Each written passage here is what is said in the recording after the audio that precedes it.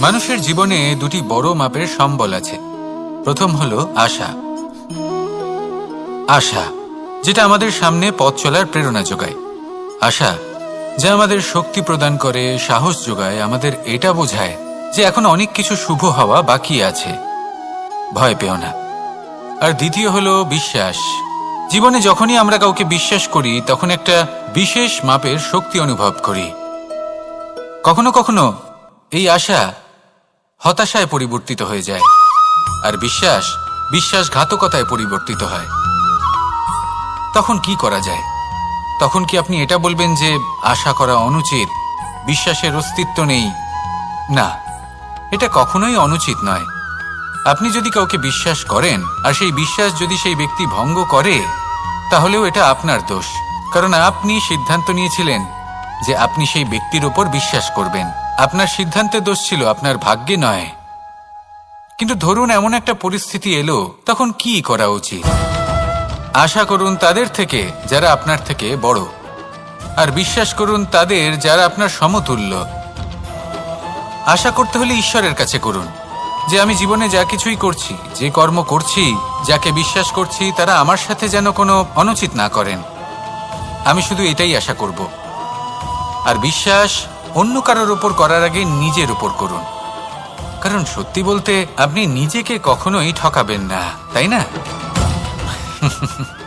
আসুন আমার সাথে ভালোবেসে বলুন, রাধা রাধা। বেশিরভাগ মানুষ কথা বলে থাকেন যে সময় অত্যন্ত বলশালী, সময় হলো খুবই শক্তিশালী। সময়কে চোখে দেখা যায় না, কিন্তু আমাদের সমস্ত কিছু দেখিয়ে দিয়ে যায়। তাই এই সময়কে কিছুটা ভয় পাওয়া প্রয়োজন। চলুন, প্রত্যেকের ভাবনা আলাদা, প্রত্যেকের মানসিকতার পিছনে নিজস্ব অভিজ্ঞতা রয়েছে, তাকে আমি সম্মান করি। আর কোথাও না কোথাও এই কথাটা সত্যি। কিন্তু যে ব্যক্তি নিজের জীবনে বিকাশ ঘটাতে চান, তিনি যতই এই সময়কে ভয় পান না কেন, তাকে এই সময়কে বুঝতে চেষ্টা করতেই হবে। যদি আপনি সাফল্যের পথে অগ্রসর হতে চান, তাহলে এই সময়কে বুঝুন, এর কথা বোঝার চেষ্টা করুন। এটা খুব আবশ্যক। দেখুন, আমরা সবাই জানি সময় আমাদের কাল, একদিন না একদিন সময় আমাদের অবশ্যই গ্রাস করবে। ততদিন এই সময়কে সম্মান করতে শিখুন। এটা কতটা শক্তিশালী সেটা বুঝতে চেষ্টা করুন, আর সময়ের সাথে তালে তাল মিলিয়ে চলতে চেষ্টা করুন। সময় নিজে থেকেই শুভ হয়ে উঠবে। আসুন আমার সাথে ভালোবেসে বলুন, রাধা রাধা। জন্ম এবং মৃত্যু, এই দুই হলো মানুষের জীবনের সবথেকে গুরুত্বপূর্ণ দুই মুহূর্ত। মানুষ যখন জন্ম নেয় তখন তার কাছে এই সংসার জন্মগ্রহণ করে, এবং এই সংসারে যে জ্ঞান আছে, পুণ্য আছে, পাপ আছে, উচিত অনুচিত আছে, সেই সব কিছু সে জানতে পারে। এবার যেই মুহূর্তে তার মৃত্যু হয়, তার কাছে এই সব কিছুরই মৃত্যু হয়ে যায়। এবার মানুষের যখন জন্ম হয়, এই শুভ দিনের প্রসন্নতার কারণে মিষ্টি বিতরণ করা হয়, উপহার বিতরণ করা হয়, সবাই তা গ্রহণ করেন। এবার মানুষ যখন মৃত্যু লাভ করেন, তখনও শ্রাদ্ধের কাজের সময়ও নানান মিষ্টি বিতরণ করা হয়, সবাই সেটাও গ্রহণ করেন। এবার এই মিষ্টি দ্বারা আমরা জীবনে মিষ্টি মুখ করি, কিন্তু আমাদের জীবনের সবথেকে গুরুত্বপূর্ণ এই মুহূর্ত, এই দুই দিনেই আমরা এটা গ্রহণ করতে পারি না। কখন গ্রহণ করতে পারি? যখন উচিত সময় আসে। আর উচিত সময় কখন আসে? জন্মদিন এবং মৃত্যুদিন, এই দুইয়ের মাঝের মুহূর্ত, জীবনকাল। এই জীবনকালেই আপনি মিষ্টি খেতে পারেন, সুস্বাদু ব্যঞ্জন খেতে পারেন, শ্রেষ্ঠ কর্ম করতে পারেন, পুণ্য করতে পারেন, এই সংসারকে প্রেরিত করতে পারেন। তাই এই জীবনকালকে ব্যর্থ হতে দেবেন না। এই সময় অত্যন্ত শ্রেষ্ঠ কর্ম করুন, মহান হয়ে উঠুন, আর আমার সাথে ভালোবেসে বলুন, রাধা রাধা। প্রেম অত্যন্ত পবিত্র অনুভূতি, শুদ্ধ অনুভূতি। কোনো অশুভ মানুষের হৃদয় পরিবর্তন করার ক্ষমতা রাখে, তাদের মনেও করুণা জাগ্রত করার ক্ষমতা রাখে। কিন্তু কিছু মানুষ এমন আছেন, কিছু পরিস্থিতি, কিছু মুহূর্ত এমন আসে যখন প্রেমে শান্ত থাকা যায় না। ভালোবেসে কিছু বোঝানোর জন্য আমি যুদ্ধ থেকে পালিয়েছিলাম, আমাকে যুদ্ধবিমুখ বলা হয়েছিল। কিন্তু তখনও যখন জরাসন্ধ বুঝতে পারল না, তখন ওকে দুটুকরো করে সমাপ্ত করতে হলো। প্রেমপূর্বক মৈত্রীর প্রস্তাব নিয়ে আমি হস্তিনাপুরে গেছিলাম, কিন্তু যখন দুর্যোধনের অশুভ বুদ্ধি এটা বুঝতে পারল না, তখন আমাকে মহাভারত রচনা করতে হলো। ভালোবেসে এই সংসারের জন্য আমি বাঁশি বাজাই, কিন্তু এমন কিছু মানুষ আছেন যারা প্রেমের ভাষা বুঝতে পারেন না। তাদের হাত থেকে এই সংসারে যে ভালোবাসা আছে তাকে রক্ষা করার জন্য আমাকে হাতে সুদর্শন চক্র তুলে নিতে হলো। এই সংসারে ভালোবাসা গুরুত্বপূর্ণ। এই সংসারকে যদি ভালোবাসা দিয়ে ভরিয়ে তুলতে পারেন, এই সংসার একটু বেশি সুন্দর হয়ে উঠবে, চারিদিকে প্রসন্নতা ছেয়ে যাবে। কিন্তু যখন এমন একটা সময় আসে যখন ভালোবাসা সংকটে পড়ে যায় আর তাকে রক্ষা করা অনিবার্য হয়ে পড়ে, তাহলে যদি তার জন্য কঠোর হতে হয় সেটা হন, যদি হাতে অস্ত্র তুলে নিতে হয় তা তুলে নিন। এই ভালোবাসাকে সুরক্ষিত রাখা প্রয়োজনীয়। আসুন আমার সাথে ভালোবেসে বলুন, রাধা রাধা। এই বৃহৎ বৃক্ষকে দেখুন, অত্যন্ত শক্তিশালী বৃক্ষ। এটা সবারই প্রিয়, তা সে ছোট হোক বা বড়, বৃদ্ধ হোক বা জোয়ান, সবাই ভালোবাসে এই বৃক্ষকে। আর সত্যি বলতে এই বৃক্ষ সবাইকে সেবা করে, সবাইকে ফল দান করে, সবাইকে ছায়া প্রদান করে। দূর থেকে দেখে মনে হয় এর কোনো পরিচর্যার প্রয়োজনই নেই, কিন্তু একজন কুশল মালী এইভাবে ভাবেন না। তিনি সময় অন্তরে খুব খুঁটিয়ে এই গাছ নিরীক্ষণ করেন, দেখতে থাকেন। যদি কোনো এমন শাখা থাকে যা রোগগ্রস্ত, তাহলে সেটা কেটে আলাদা করে দেন। যদি এমন কোনো শাখা থাকে যা মৃত, তাহলে সেটা আলাদা করে দেন।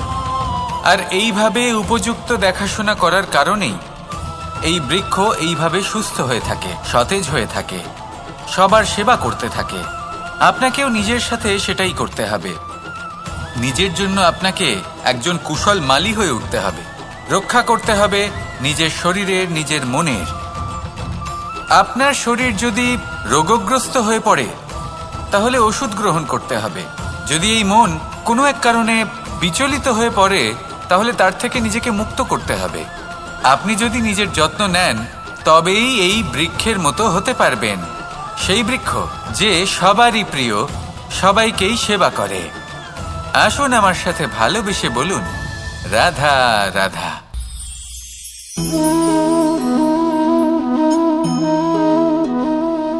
ভোজনের দ্বারাই শরীর পুষ্টি লাভ করে। ছোটবেলা থেকে আজ পর্যন্ত যাই আপনার ভোজন হয়ে থাকুক, যাই আপনার আহার হয়ে থাকুক, সেই অনুসারেই আপনার শরীর গঠিত হয়েছে। এই ভোজন অত্যন্ত গুরুত্বপূর্ণ, সেই জন্য এর প্রত্যেক অংশকে বোঝা খুব আবশ্যক।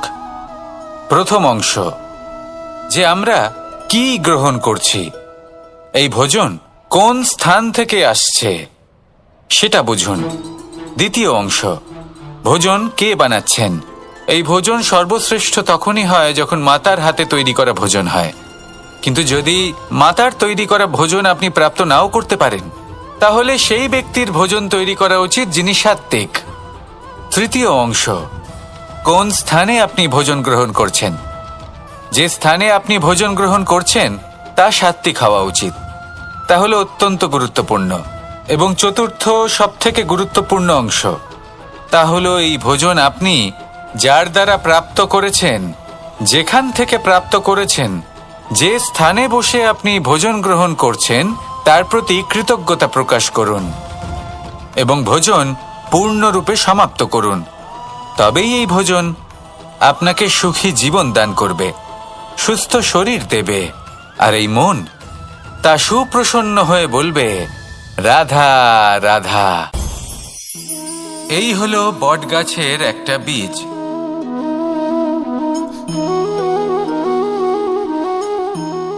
চলুন এটা রোপণ করা যাক, একটু জল দেওয়া যাক। এবার এখানে একটা বিশাল বটবৃক্ষ উৎপন্ন হবে, কিন্তু কিভাবে? এতে কে সাহায্য করবে? এটা সম্ভব কে করে দেখাবে? প্রকৃতি। আগে হ্যাঁ, এই সংসারে যা কিছু উৎপন্ন হয়, যা কিছু নষ্ট হয়, তার জন্য প্রকৃতি দায়ী হন। এই প্রকৃতির কারণেই তো রৌদ্র আসে, প্রকৃতির কারণেই বৃষ্টি হয়, জল পাওয়া যায়। তার কারণেই এই বটের বীজ তা এক বিশাল বটবৃক্ষে পরিণত হবে।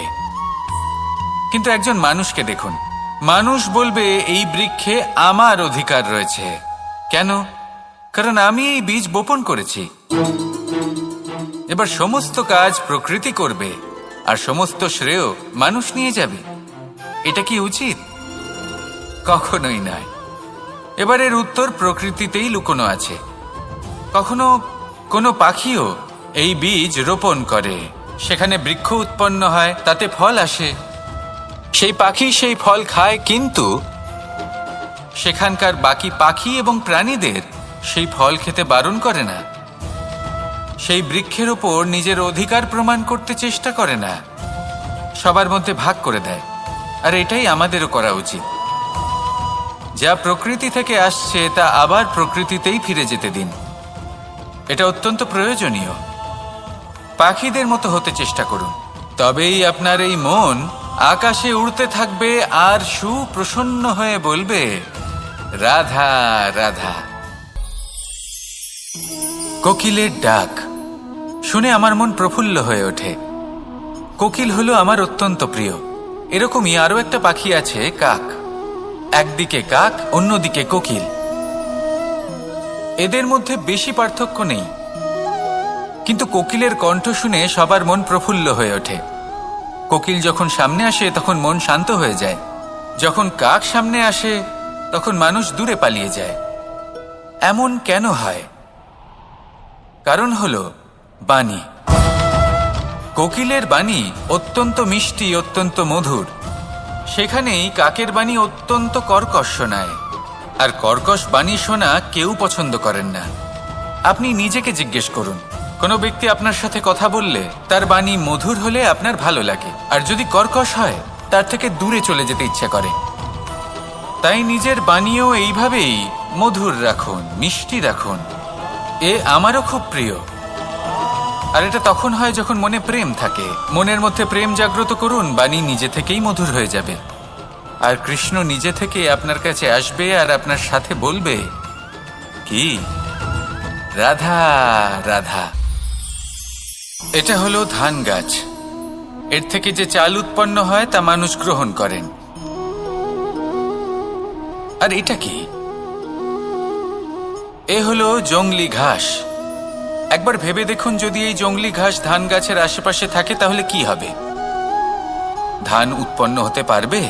তা উৎকৃষ্ট হতে পারবে? আমরা কি তা গ্রহণ করতে পারবো? কখনোই নয়। এই জংলি ঘাস ধানকে নষ্ট করে দেবে, কিন্তু নিজে জীবিত থাকবে। এটাই হলো আজকের শিক্ষা। এই সংসারে যদি আপনি নীতির পথে চলতে চান, উচিত কর্ম করতে চান, সংসারকে সেবা করতে চান, তাহলে জংলি ঘাসের মতো ব্যক্তিদের থেকে সবসময় দূরে থাকতে হবে। সেই ব্যক্তি যারা দুর্নীতি এবং মিথ্যা দ্বারা পরিপূর্ণ, যাদের ব্যবহার অশুভ, যাদের অনেক অশুভ গুণ রয়েছে, তারা সঠিক নয়। সেই সকল ব্যক্তি যাদের চরিত্র অত্যন্ত দুষ্ট হয়, তারা হয় শুভ চরিত্রের ব্যক্তিকে একদম নষ্ট করে দেয়, নয় নিজের মতো বানিয়ে তোলে। তাই যদি আপনি নীতির পথে চলতে চান, এই সংসারের জন্য শুভ কর্ম করতে চান, তাহলে সেই সঙ্গ লাভ করুন যে সঙ্গ জ্ঞানে পরিপূর্ণ, যাদের মধ্যে অনেক গুণ আছে, যাদের থেকে প্রতিদিন কিছু শিখতে পারবেন। এমন ব্যক্তির সাথে জীবন অতিবাহিত করুন। দুরাচারীদের থেকে দূরে থাকুন। তবেই এই মন প্রসন্ন হয়ে বলবে, রাধা রাধা। প্রত্যেক প্রাণী ভালোভাবে জীবন যাপন করতে চান, এটা তাদের স্বভাবে আছে এবং ভাবাটা অনুচিত নয়। কিন্তু একটা ভালো জীবনের গুরুত্বপূর্ণ অংশ কোনটা? বসবাসের স্থান। সেই স্থান যেখানে আমরা জীবন অতিবাহিত করি। এবার মানুষ ভাবতে পারেন যে একটা ভালো বাসস্থানের অর্থ কি? সেই স্থান যেখানে সহজে জল পাওয়া যায়, যেখানে শুদ্ধ বায়ু পাওয়া যায়, যেখানে আনাজ উৎপন্ন হয়। এটা জীবনযাপনের জন্য পর্যাপ্ত বটে, কিন্তু ভালো জীবনযাপনের জন্য আরও একটা কথা আপনাকে বুঝতে হবে। সাধু, জ্ঞানী, পণ্ডিত ব্যক্তি, এই সকল মহাপুরুষ, এনাদের যে বাসস্থান তা অত্যন্ত বিশেষ হয়।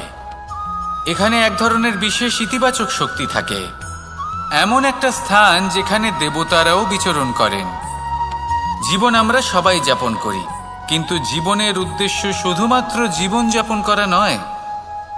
জীবনের উদ্দেশ্য হল মুক্তি লাভ করা।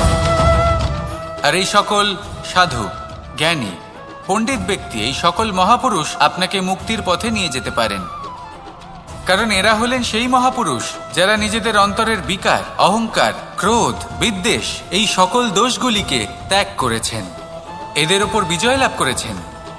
এমনই একজন ব্যক্তি আপনাকে মুক্তির পথে নিয়ে যেতে পারে। প্রয়োজন হলো শুধুই এনাদের চিনতে পারা, এদের কথা বুঝতে পারা এবং এদের দেখানো পথে চলা। যদি আপনি এটা করতে পারেন, তাহলে এই মন প্রফুল্ল হয়ে বলবে, রাধা রাধা। আমরা যখনই কোনো গাছের চারা রোপণ করি, তখন সবার আগে পরীক্ষা করে দেখি যে যেখানে আমরা চারা রোপণ করতে চলেছি সেখানকার মাটি আদৌ উর্বর কিনা, সেই মাটি সেই চারাকে বাড়তে সাহায্য করবে কিনা। যখন একটা চারা রোপণের আগে আমরা এত কিছু ভাবতে পারি, তাহলে কাউকে বিশ্বাস করার আগে আমরা কেন ভাবি না? জীবনে কখনো এই বিশ্বাসরূপী চারা কোথাও রোপণ করার আগে বোঝার চেষ্টা করুন যে যার ওপর আপনি বিশ্বাস করতে চলেছেন সে কি আদৌ আপনার বিশ্বাসের যোগ্য কি না। ভেবে দেখুন সেই ব্যক্তি ভবিষ্যতে গিয়ে আপনার বিশ্বাস ভাঙতে পারে কি না। এটাও ভেবে দেখুন যে যাকে আপনি বিশ্বাস করতে চলেছেন তাকে আপনি বিশ্বাস করলে নিজের জীবনের উদ্দেশ্যে আপনি অগ্রসর হতে পারবেন কি না। আর তার জন্য প্রয়োজন সঠিক সিদ্ধান্ত, পরখ করা, কোনটা উচিত কোনটা অনুচিত সেটা বোঝা। আর তাতে কিন্তু আপনি সন্দেহবাতিক হবেন না, তাতে আপনি আরো নিপুণ হয়ে উঠবেন। তাই যদি আপনি নিপুণ হয়ে উঠতে চান, তাহলে বোঝার চেষ্টা করুন, পরখ করে দেখুন, কোনটা উচিত কোনটা অনুচিত বুঝুন। আর বিশ্বাস তখনই করুন যখন আপনি 100% নিশ্চিত হবেন যে সে বিশ্বাসের যোগ্য। আসুন আমার সাথে ভালোবেসে বলুন, রাধা রাধা। প্রত্যেক মানুষ জীবনে সাফল্য কামনা করেন এবং তার জন্য নিরন্তর চেষ্টা করতে থাকেন, নানান ধরনের নীতি এবং পরিকল্পনা করেন। শুধু একটা বিষয় নিয়ে ভয়ভীত থাকেন, পরীক্ষার বিষয়। প্রত্যেক মানুষকে জীবনে পরীক্ষা দিতেই হয়, আর বিভিন্ন সময় পরীক্ষা দিতে হয়। এটাই হলো প্রকৃতির নিয়ম, আর সেটা আমরা বদলাতে পারবো না। এবার মানুষ ভাবে যে বারবার আমাকেই কেন পরখ করা হচ্ছে। তিনি ভীত হয়ে থাকেন, কারণ পরীক্ষার এই প্রক্রিয়া খুব একটা সহজ হয় না। এবার আমাকে একটা কথা বলুন, যদি আপনি সোনা বিক্রি করতে যান, তাহলে সেই সোনা যতই শুদ্ধ হোক না কেন, সামনে থাকা ব্যবসায়ী একবার অন্তত তাকে পরখ করে দেখে, তাই না? তবেই তো তার মূল্যটা জানা যায়। আমরাও হলাম সেই স্বর্ণের মতো, সময়ান্তরে আমাদেরকেও পরখ করা হবে। শুধু নিজেকে শ্রেষ্ঠ করে তুলুন, নিজেকে শুদ্ধ রাখুন। যদি শ্রেষ্ঠ এবং শুদ্ধ হন, তাহলে আর পরীক্ষার ভয় থাকবে না। আপনার মূল্য যা থাকার সেটাই থাকবে। আসুন আমার সাথে ভালোবেসে বলুন, রাধা রাধা। সাগর জলতত্ত্ব দ্বারা সমৃদ্ধ, এ হলো জন্মদাতাও আর জনকও। এই সাগরকে দেখে আমরা অনেক কিছু শিখতে পারি। এই সাগরকে বাইরে থেকে দেখলে মনে হবে এর ঢেউ কোলাহল সৃষ্টি করছে, কিন্তু যদি আপনি আস্তে আস্তে কিছুটা গভীরে যান, তাহলে দেখবেন ঢেউগুলি শান্ত হয়ে গেছে। সেই একই সাগর তীরের কাছে অন্যরকম, গভীরে অন্যরকম। এবার সাগরের মাঝে এসে দাঁড়ান আর অনুমান করতে চেষ্টা করুন যে এটা কতটা গভীর। তাহলে দেখবেন এই কাজ অসম্ভব। আপনি সত্য কখনোই জানতে পারবেন না যতক্ষণ না সেই সাগরের তলদেশে পৌঁছচ্ছেন। এবার এই সাগরের মতোই হয় মানুষ। মানুষকে আপনি দূর থেকে বুঝতে পারবেন না, আপনাকে কাছে যেতেই হবে। একই দিনে আপনি পূর্ণরূপে কোনো মানুষকে জানতে পারবেন না, তার সাথে সময় কাটাতে হবে। প্রত্যেক মানুষ হলো আলাদা, ঠিক সাগরের মতো, যার নিজের আকার আছে, নিজস্বতা রয়েছে, গভীরতাও আছে। সেটা বোঝার সময় দিন, নয়তো কখনো কোনো মানুষকে বুঝতেই পারবেন না। আসুন আমার সাথে ভালোবেসে বলুন, রাধা রাধা। আমাদের এই জীবন, তাতে এই যে সময় চক্র, তা তিনটি ভাগে বিভক্ত। এক হলো অতীতকাল, ফেলে আসা অতীত, তারপরে আসে বর্তমান, এখনকার এই মুহূর্ত, আর তারপর আসে আগামীকাল অর্থাৎ ভবিষ্যৎ। এবার এখানে সবথেকে গুরুত্বপূর্ণ হলো অতীতকাল, ভবিষ্যৎকাল, ফেলে আসা অতীত এবং আগামী সময়। কেন? কারণ এই দুইয়ের উপর নির্ভর করছে যে আপনি বর্তমানে কি করতে চলেছেন। শুধু প্রয়োজন হলো সঠিক দৃষ্টিভঙ্গির। অতীতকালকে যদি আপনি একটি দৃষ্টিভঙ্গি থেকে দেখেন, তাহলে অতীতকালে আপনি দুঃখও দেখতে পাবেন, যন্ত্রণাও দেখতে পাবেন। অন্য কোনো দৃষ্টিভঙ্গি থেকে দেখলে আপনি অতীতকাল থেকে শিক্ষাও লাভ করবেন। এবার এই শিক্ষা অনুসারেই বর্তমানে কর্ম করা উচিত। এবং যদি ভবিষ্যতের কথা বলি, তাহলে বলবো ভবিষ্যতের কথা ভেবে আপনি আজ অবশ্যই চিন্তিত হতে পারেন। অন্য একটি দৃষ্টিভঙ্গি থেকে দেখলে এই ভবিষ্যতেই আপনি একটি লক্ষ্য, একটি উদ্দেশ্য দেখতে পাবেন, যে আপনি কি করতে চান, কি লাভ করতে চান। এবার সেই অনুসারে বর্তমানে কর্ম করা উচিত, ভবিষ্যৎ এবং অতীতকাল অনুসারে।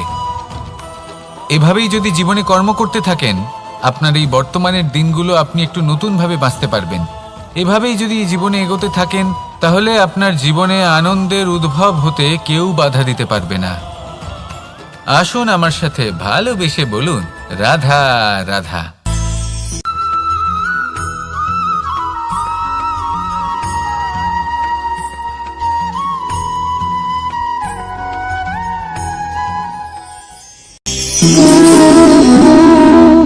সম্পর্ক হলো আমাদের জীবনের একটি আধার। কিছু সম্পর্ক এমন যা আমরা জন্মসূত্রে লাভ করি, যেমন পরিবার, মা, বাবা। কিছু সম্পর্ক আছে যা আমরা জীবনে অর্জন করে থাকি, তা সে প্রেমের হোক, স্নেহের হোক বা বন্ধুত্বের। এই সকল সম্পর্ক লাভ করার বা গড়ে তোলার 5টি ধাপ রয়েছে। প্রথম ধাপ, কোনো ব্যক্তির সাথে আলাপ হওয়া, তার সাথে কথা বলা বা তাকে দেখা। দ্বিতীয় ধাপ, সে ব্যক্তিকে আমাদের ভালো লাগা। তৃতীয় ধাপ, আমাদের এটা চাইতে শুরু করা যে জীবনে এই ব্যক্তি যেন আমাদের বন্ধু হন, আমাদের জীবনে থাকেন, বা আমাদের কাউকে ভালোবেসে ফেলা, আর এটা আমাদের ভাবা বা চাওয়া যে সেই ব্যক্তি যেন আজীবন আমার সাথে থাকেন, আমার জীবনে আমার সাথী হয়ে। চতুর্থ ধাপ, লাভ করা। এবার এই ধাপটি অনেক মানুষের পক্ষেই খুবই সরল হয়, বড়ই সরলভাবে নিজেদের সঙ্গীকে লাভ করে থাকেন। কিছু মানুষের জন্য এই ধাপ অত্যন্ত কঠিন হয়ে থাকে। অনেক প্রতিকূল পরিস্থিতির উপর জয়লাভ করে তারা সঙ্গীকে লাভ করেন, কিন্তু লাভ অবশ্যই করেন। এরপরে আসে পঞ্চম, অন্তিম এবং সবথেকে গুরুত্বপূর্ণ ধাপ। সেটা হলো সেই সম্পর্ক পালন করা। এটা হলো এমন এক বিষয় যা প্রত্যেক মানুষের শেখা উচিত। যদি ব্যক্তি নিজের জীবনে সম্পর্ক রক্ষা করতে শিখে যান, তবে প্রত্যেক সম্পর্ক তার জীবনকে স্বর্গ করে তুলবে। আসুন আর আমার সাথে ভালোবেসে বলুন, রাধা রাধা।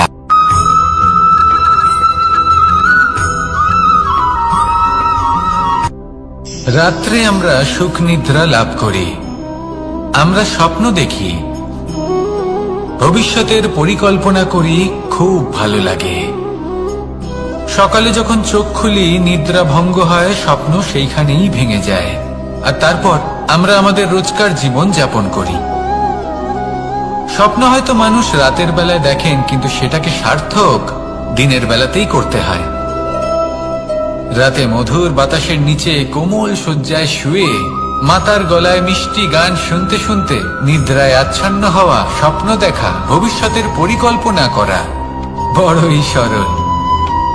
কিন্তু সকালবেলায় সময় মতো উঠে সূর্যের তাপ সহ্য করে, সেই উষ্ণতা সহ্য করে সর্বাঙ্গ ঘেমে গিয়ে নিজের পথ খুঁজে বের করা, সেই পথে অগ্রসর হওয়া, বাধা বিপত্তি এসবের সম্মুখীন হওয়া, আর তারপর লক্ষ্য লাভ করা, এগুলো কঠিন কাজ।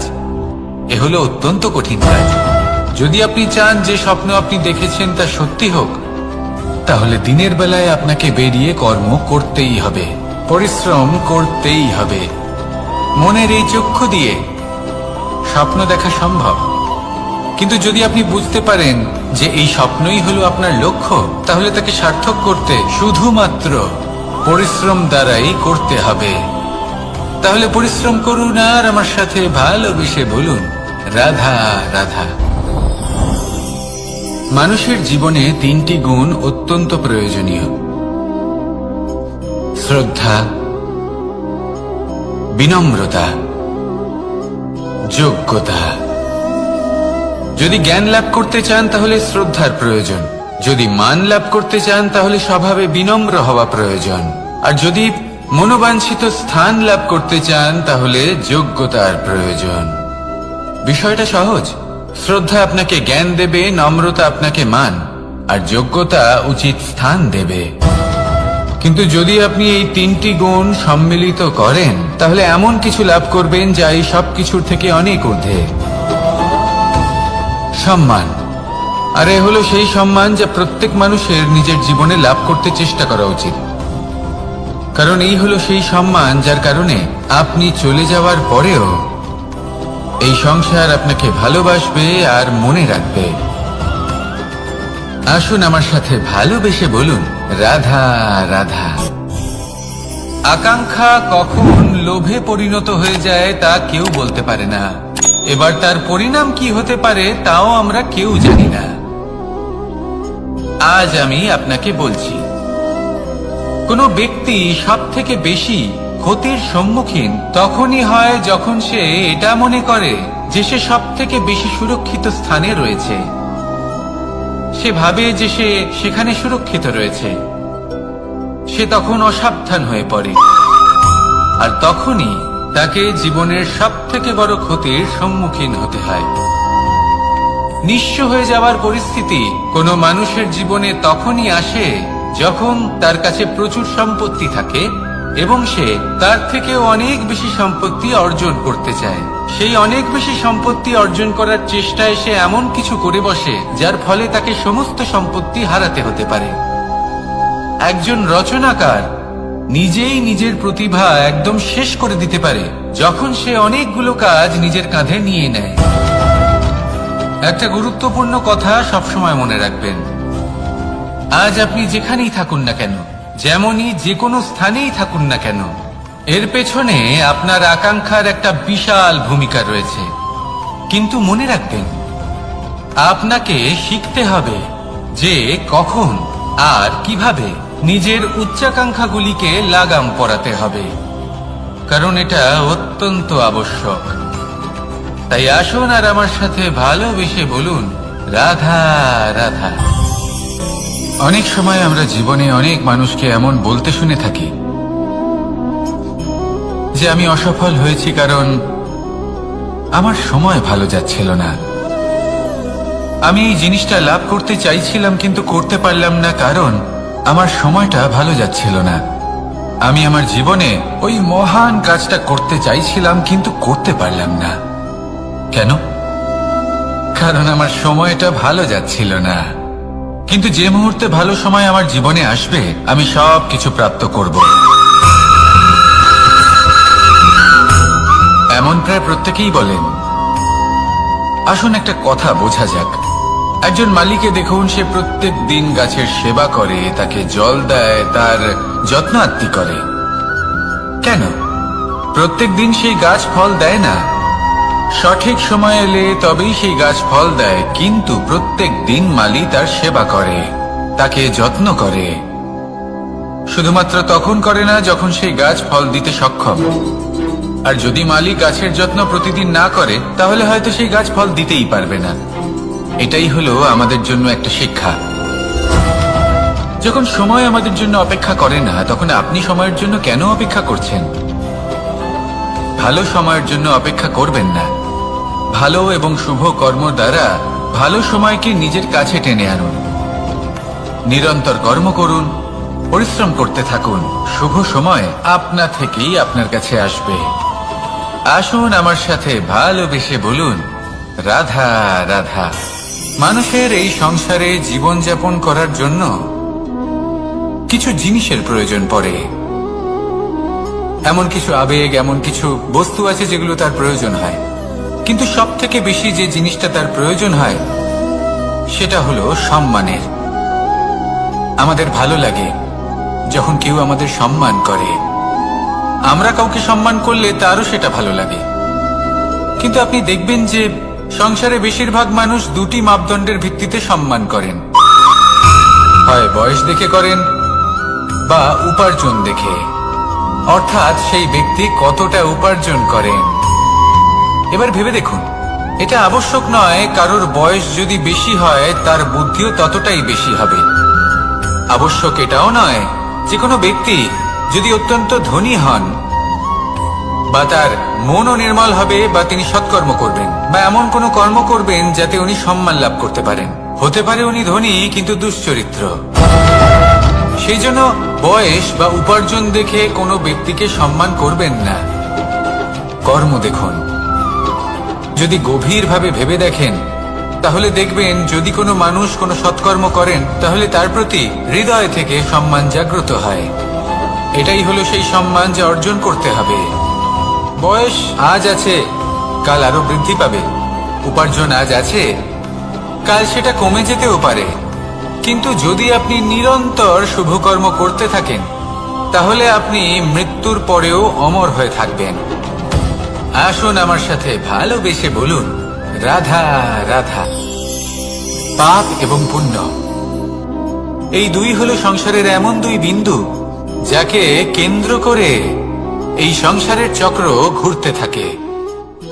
আমরা যদি কোনো কর্ম বিচার করি হয় পুণ্য নয় পাপের দৃষ্টিভঙ্গি দিয়ে, এটা হয় পুণ্য না হলে পাপ। কিন্তু এই পাপ এবং পুণ্য এই দুই নির্ভর করে প্রত্যেক মানুষের ওপর, তার চিন্তাধারা, তার পরিস্থিতির ওপর। ধরুন এমন একজন মানুষ যিনি অনেক দিন ধরে বনে পথ হারিয়েছেন, অনেক দিন হয়তো উনি কোনো খাবার খাননি। এবার এমন পরিস্থিতি চলে এসছে যে এবার যদি উনি খাবার না খান তাহলে হয়তো জীবিতই থাকবেন না। আর এমন অবস্থায় ওনার সামনে যদি কোনো প্রাণী আসে তাহলে তাকে শিকার করা, এটা কিন্তু তার কাছে পাপ নয়, এটা তো জীবিত থাকার একমাত্র উপায়। এটা তার কাছে পুণ্য সম। আর যদি আমি এমন একজন ব্যক্তির কথা বলি যিনি সরল, যিনি একটি সুখী, শান্ত, সুরক্ষিত জীবনযাপন করছেন, তার কাছে কিন্তু এটা পাপ।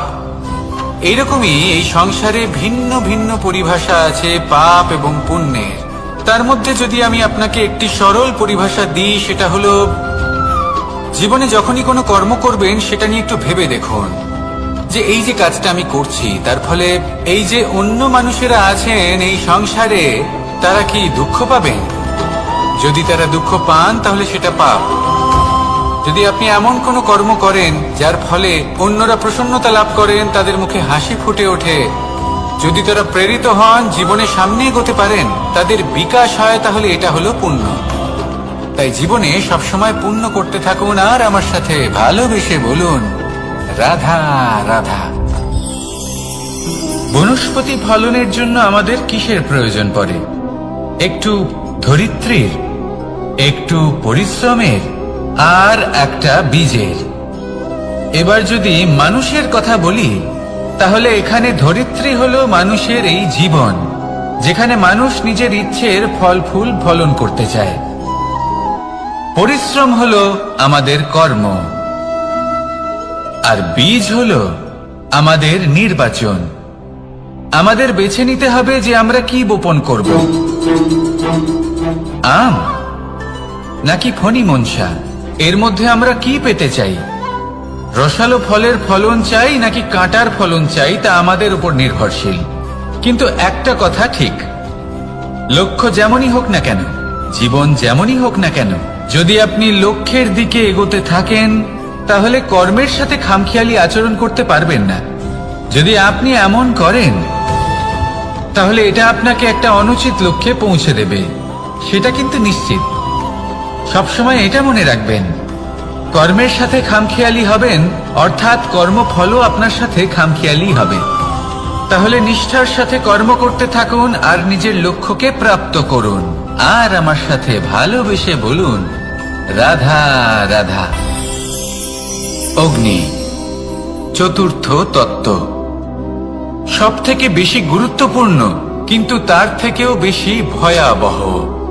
কখনো অগ্নিকে নিয়ন্ত্রিত রূপে উনুনে জ্বলতে দেখেছেন? এই অগ্নি আমাদের খাবার বানাতে সাহায্য করে, যা আমাদের শক্তি প্রদান করে। কিন্তু এই অগ্নি যখন বিচলিত হয়ে, অনিয়ন্ত্রিত হয়ে কোনো বনের আগুন হয়ে ওঠে, তখন মহা বিনাশ ঘটে যায়। আপনারই অন্তরের ঊর্জা হলো এই অগ্নি। এটা আপনার শক্তিও, আপনার ক্রোধও। একে ব্যবহার কিভাবে করবেন তা আপনারই হাতে। যদি কোনো ব্যক্তি নিজের অন্তরের এই ঊর্জাকে ব্যবহার করেন শক্তির রূপে, তাহলে সে বিকাশ ঘটাতে পারে, নির্মাণ ঘটাতে পারে। কিন্তু যদি কোনো ব্যক্তি তার অন্তরের ঊর্জাকে বিধ্বংসী অস্ত্র বানিয়ে ফেলেন, তাহলে নিশ্চিত রূপে মহা বিনাশ ঘটতে পারে, যাতে বিনাশ তারও অবশ্যই হবে। অনেক বছর পূর্বে এমনই এক আগুনের দ্বারা এই সুন্দর পৃথিবীর নির্মাণ হয়েছিল। আর অনেক বছর পূর্বে এমন এক আগুনেই সমস্ত জীব এবং সংসার বিলুপ্ত হয়ে গেছিল। এবার আপনি আপনার অন্তরের ঊর্জা দ্বারা বিনাশ ঘটাতে চান নাকি নির্মাণ ঘটাতে চান, সেই সিদ্ধান্ত আপনারই। আসুন আমার সাথে ভালোবেসে বলুন, রাধা রাধা। কখনো কখনো এমন হয়, আমরা আমাদের বাড়ির উঠোনে বীজ বপন করি, আর তা বিকশিত হয় একটা সুন্দর বৃক্ষে। তার শাখাগুলি প্রতিবেশীর বাড়ি পর্যন্ত পৌঁছয়। ফলের বর্ষণ প্রতিবেশীর বাড়িতেও হয়ে থাকে। আর আমরা ভাবি গাছ আমরা উৎপন্ন করব, আর ফল খাবেন আপনারা। এই কেমন কথা হলো? আপনাকে এই কথা বুঝতে হবে যে এসব হলো ভৌতিক বস্তু, সাংসারিক বস্তু। কখনো নিজের বাড়ির বাগানে ভালোবাসার গাছ বপন করে দেখুন। তার শাখাও প্রতিবেশীর বাড়ি পর্যন্ত পৌঁছবে, ফলের বর্ষণ সেখানেও হবে। কিন্তু সেই ফল চাইতে আপনাকে যেতে হবে না, সেই ফল দ্বিগুণ মাত্রায় আবার আপনার কাছেই ফিরে আসবে। তাই নিজের বাড়িতে আর নিজের মনে ভালোবাসার গাছ উৎপন্ন করুন। এই জীবন প্রসন্ন হয়ে বলবে, রাধা রাধা। অ দিয়ে অন্ত, আ দিয়ে আরম্ভ। এই দুইয়েরই রাশি সমান। যদি আপনি মন দিয়ে দেখেন তবে দেখবেন এদের সম্পর্ক খুবই নিবিড়। কিভাবে?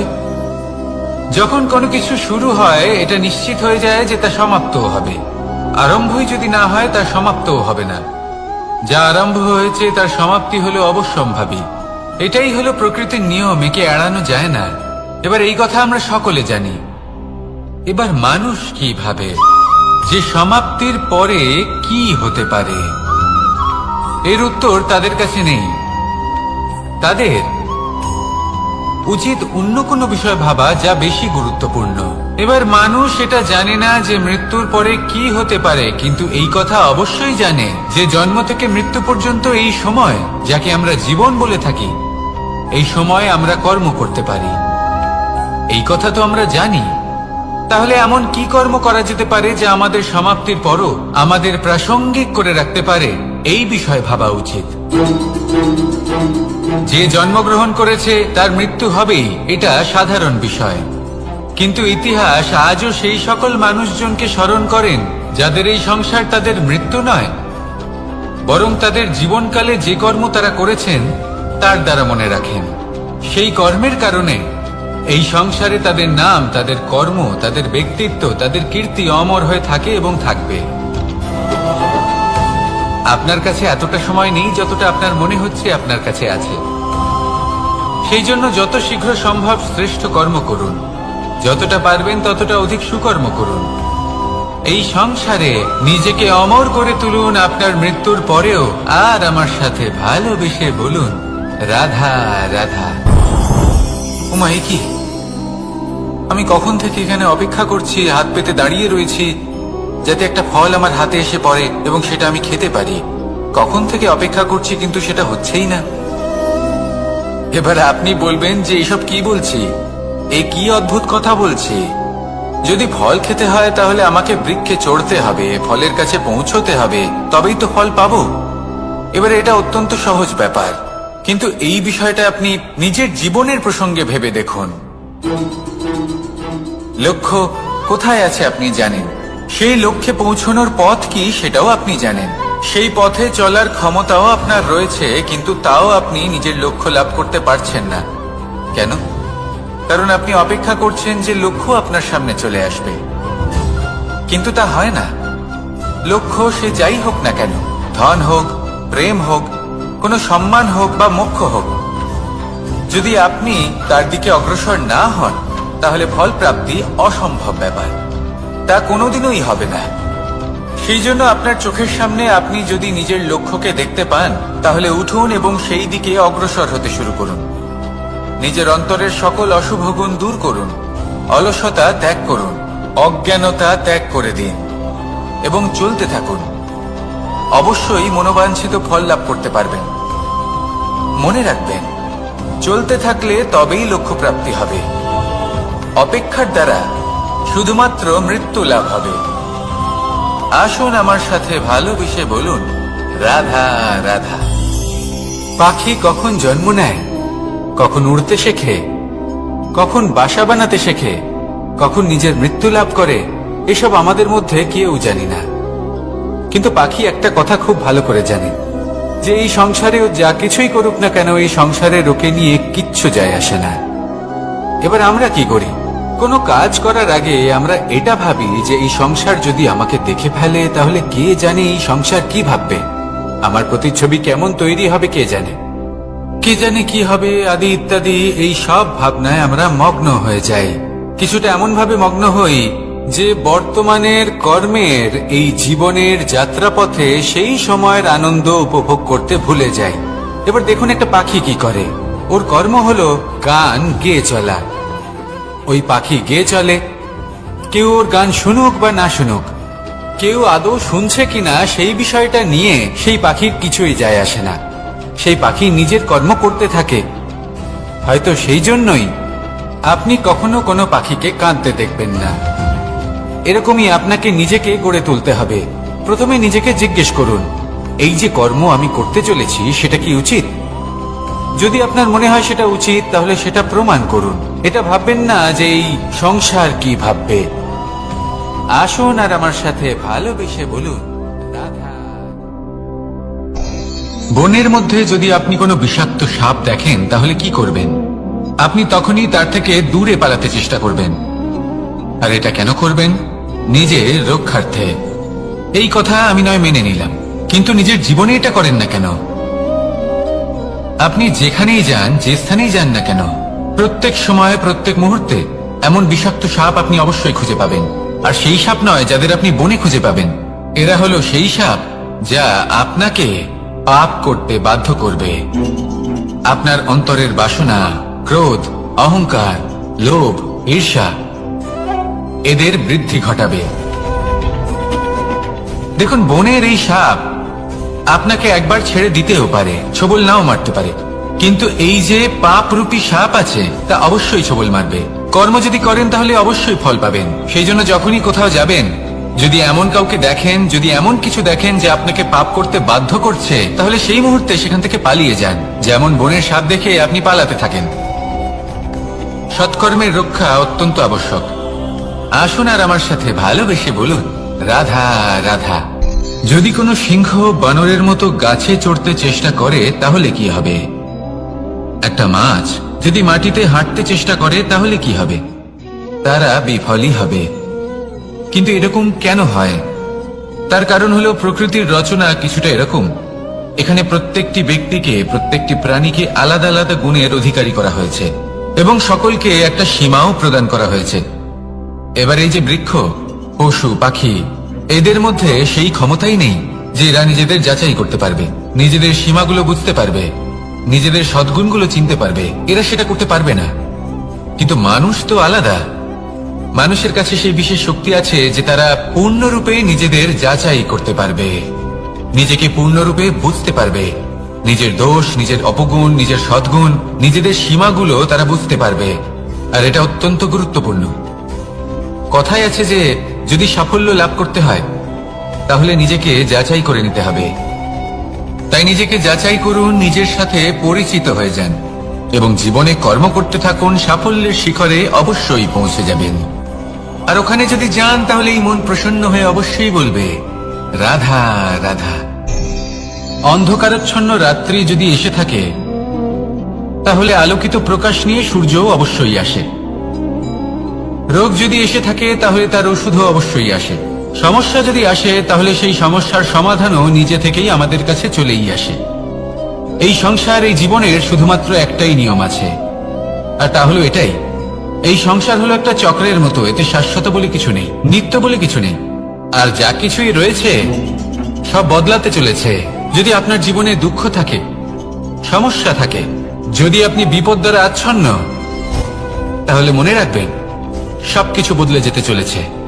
দুঃখের সময় কাঁদবেন না, মনকে আরো দুঃখী করে তুলবেন না, কারণ এখানে যা কিছুই এসেছে তা যাওয়ার জন্যই এসেছে।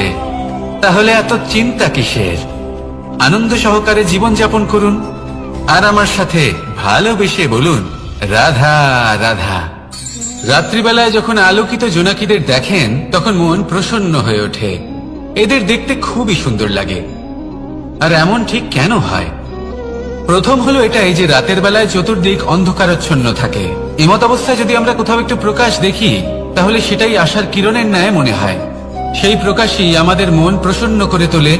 আর সেই জন্য যে সকল মানুষ রাতের বেলায় কোনো জোনাকি দেখতে পান তারা প্রসন্ন হয়ে যান।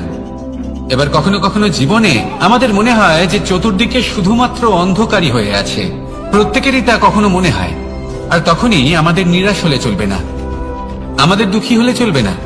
সেই সময় আমাদের খুঁজতে হবে নিজেদের আশেপাশে, চতুর্দিকে, আর কোথাও না কোথাও আমরা প্রকাশ অবশ্যই দেখতে পাবো, আশার একটা কিরণ অবশ্যই দেখতে পাবো।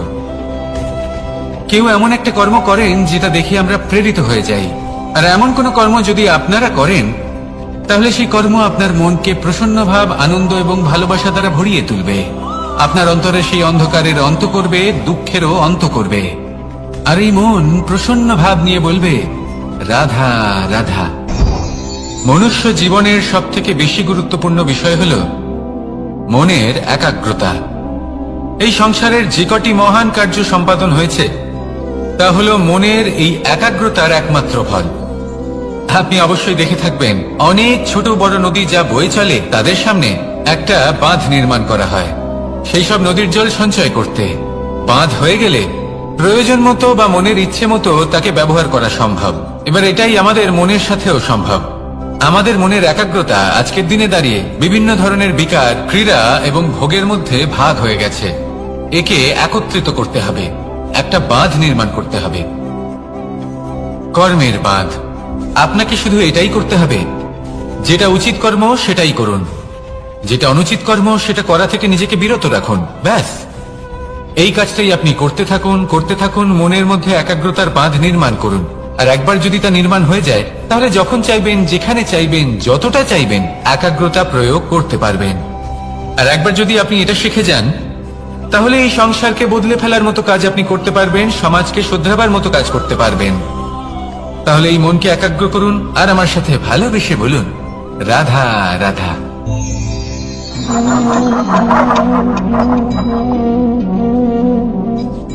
কোন ব্যক্তিকে নিশ্চয়ই দেখেছেন যিনি নিজে কাঠ কাটার এই কাজে নিপুণ এবং অভিজ্ঞ। এবার আপনারা দেখবেন যে তার মনোযোগ সমস্ত কাঠের ওপর থাকে না, তার মনোযোগ থাকে শুধুমাত্র একটা কাঠের ছোট্ট একটি অংশের উপর, যেখান থেকে তার টুকরো করা হচ্ছে। কিন্তু সেটা উনি কেন করেন? যদি এটা উনি না করেন তাহলে সেই কাঠ সঠিক পদ্ধতি এবং তাড়াতাড়ি কাটা যাবে না। জীবনেও তাই হয়ে থাকে। আপনি হয়তো কোনো লক্ষ্য স্থির করেছেন বা পথ নির্বাচন করেছেন বা কাজ স্থির করেছেন যেটা আপনি করেই ছাড়বেন। তাহলে নিজের সম্পূর্ণ মনোযোগ শুধুমাত্র তার উপর কেন্দ্রীভূত করুন। যদি আপনার মন এদিক ওদিক তাকাতে থাকে, অস্থির হয়ে পড়ে, বিচলিত হয়ে পড়ে, যদি তা হয়ে থাকে তাহলে আপনি অবশ্যই অসফল হবেন। তাই কর্মঠ থাকুন, নিরন্তর কর্ম করতে থাকুন এবং পূর্ণ মনোযোগ দিয়ে নিজের কাজ করুন। নিজের পথে অগ্রসর হন বা নিজের লক্ষ্য প্রাপ্ত করতে চেষ্টা করুন। তারপর দেখুন কি হয়, কিভাবে উচিত পথে এবং তীব্র গতিতে আপনার লক্ষ্য আপনার কাছেই পৌঁছে যায়। আর আপনার এই মন প্রসন্ন হয়ে বলে রাধা রাধা। কখনো কোনো নদীকে দেখেছেন? একই আকার, একই স্থান, শুধু প্রবাহিত হতে থাকে। এর মধ্যে কখনো কোনো অপদ্রব্য ফেলে দেখুন, দেখবেন সেটা বেশিক্ষণ সেখানে থাকে না, সেটা নদীর সাথে বইতে থাকে আর বয়ে যেতে যেতে সাগরে সমাহিত হয়ে যায় আর শেষ পর্যন্ত সাগর সেটাকে তটে ফেলে দেয়। কিছুটা এমন হওয়া উচিত আমাদের বিচারধারাও। এক স্থানে তা স্থগিত হওয়া উচিত নয়, এটা সবসময় প্রবাহমান হওয়া উচিত। তবেই আমাদের চেতনা, আমাদের মূল্যবোধ এবং আমাদের স্মৃতি এই তিনটি শ্রেষ্ঠ থাকবে। আর এটাই হলো পুকুর এবং নদীর মধ্যে পার্থক্য। নদীতে জল সবসময় বয়ে চলে, সেই জন্য পবিত্র থাকে, শুদ্ধ থাকে এবং পরিষ্কার থাকে।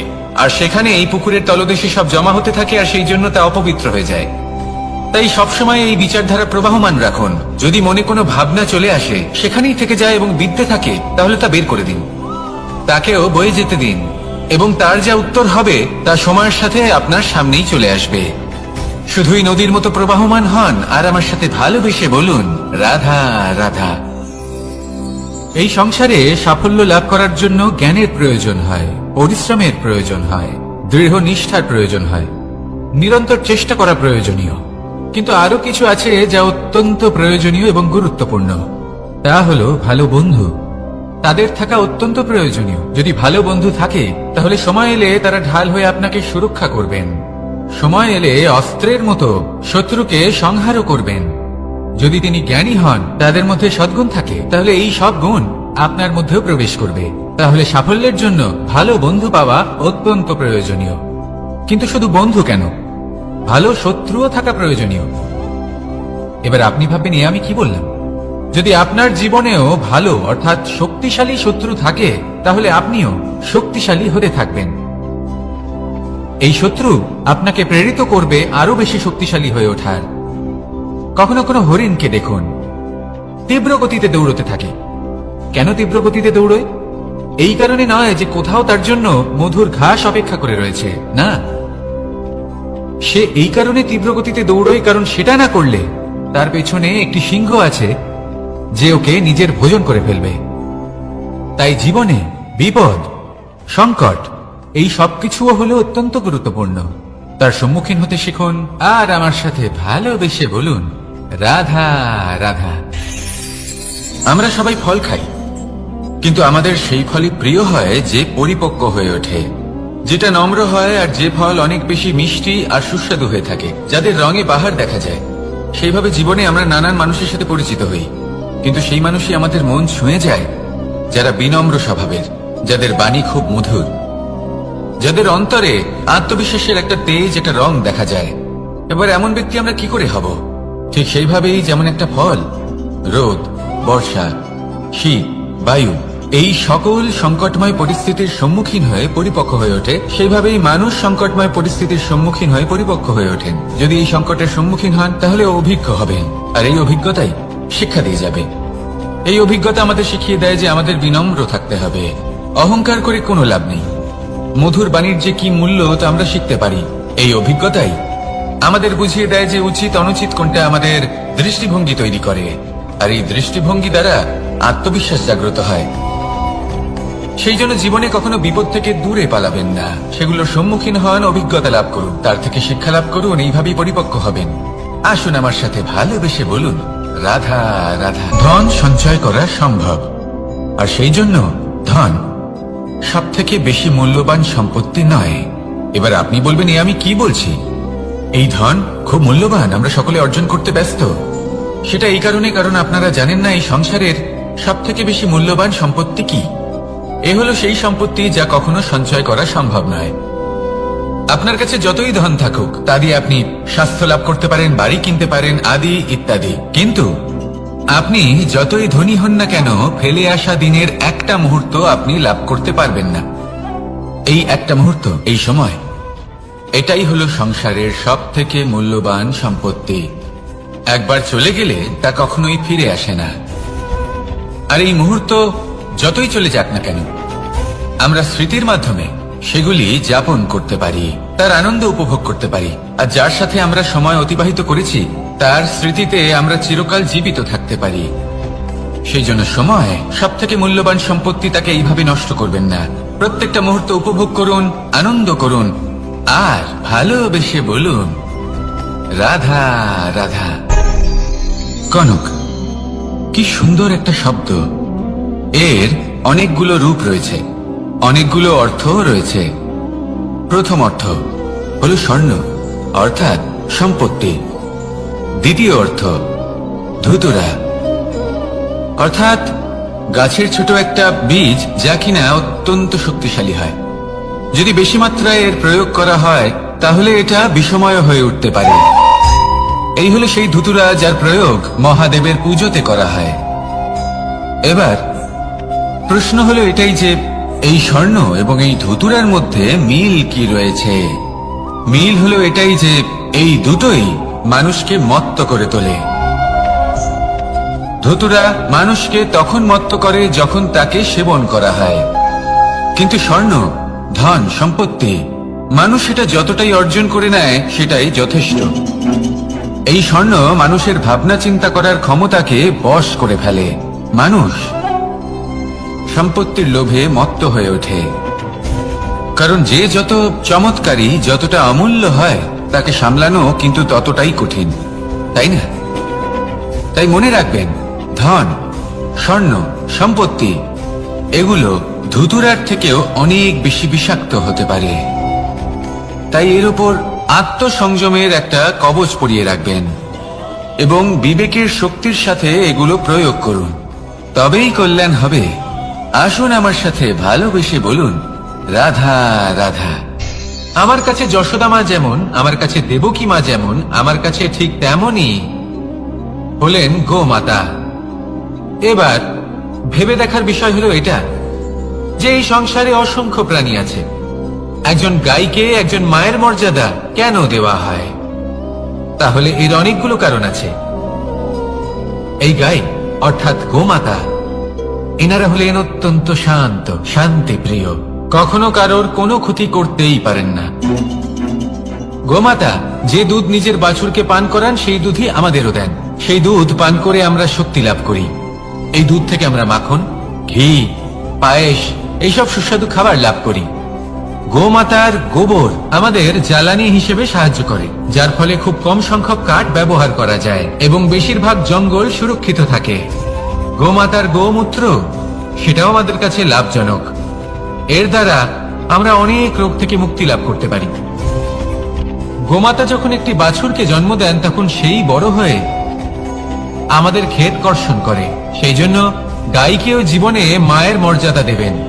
যতটা সম্ভব তাকে সেবা করুন এবং ভালোবেসে তাকে পালন করুন। এই মন নিজে থেকেই প্রসন্ন হয়ে বলবে, রাধা রাধা।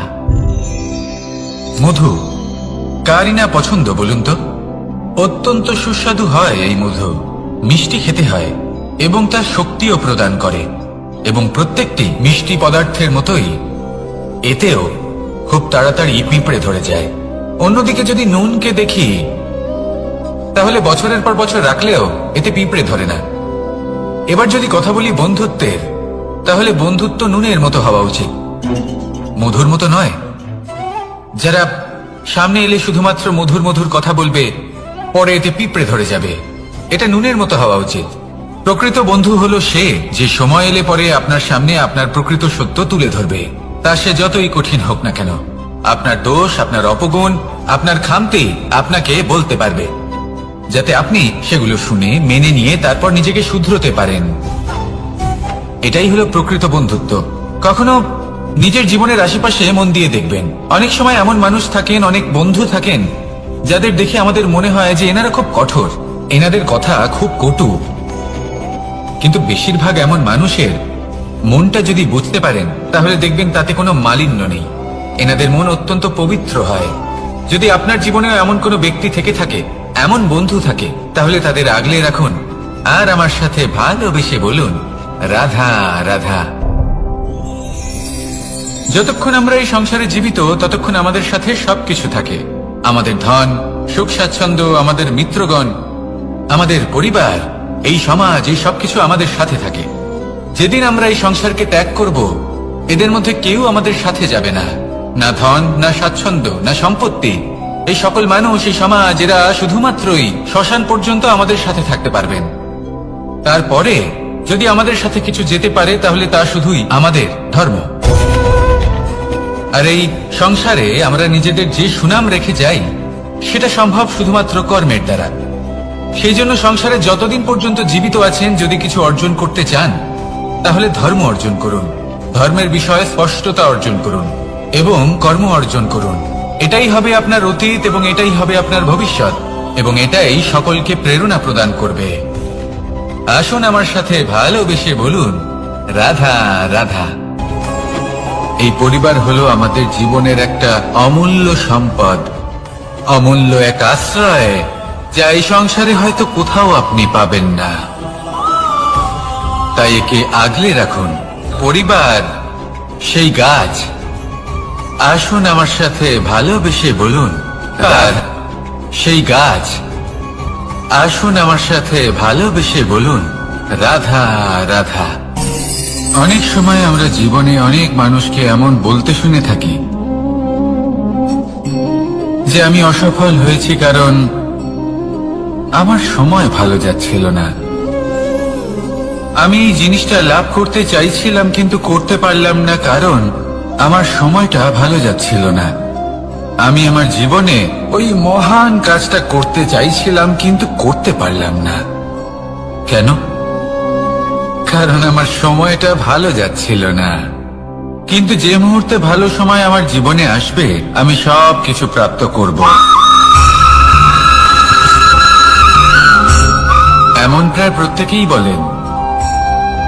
আসুন একটা কথা বোঝা যাক। একজন মালিকে দেখুন, সে প্রত্যেক দিন গাছের সেবা করে, তাকে জল দেয়, তার যত্ন আত্তি করে। কেন? প্রত্যেক দিন সেই গাছ ফল দেয় না। সঠিক সময় এলে তবেই সেই গাছ ফল দেয়, কিন্তু প্রত্যেক দিন মালি তার সেবা করে, তাকে যত্ন করে। শুধুমাত্র তখন করে না যখন সেই গাছ ফল দিতে সক্ষম। আর যদি মালি গাছের যত্ন প্রতিদিন না করে, তাহলে হয়তো সেই গাছ ফল দিতেই পারবে না। এটাই হলো আমাদের জন্য একটা শিক্ষা। যখন সময় আমাদের জন্য অপেক্ষা করে না, তখন আপনি সময়ের জন্য কেন অপেক্ষা করছেন? ভালো সময়ের জন্য অপেক্ষা করবেন না। ভালো এবং শুভ কর্ম দ্বারা ভালো সময়কে নিজের কাছে টেনে আনুন। নিরন্তর কর্ম করুন, পরিশ্রম করতে থাকুন। শুভ সময় আপনা থেকেই আপনার কাছে আসবে।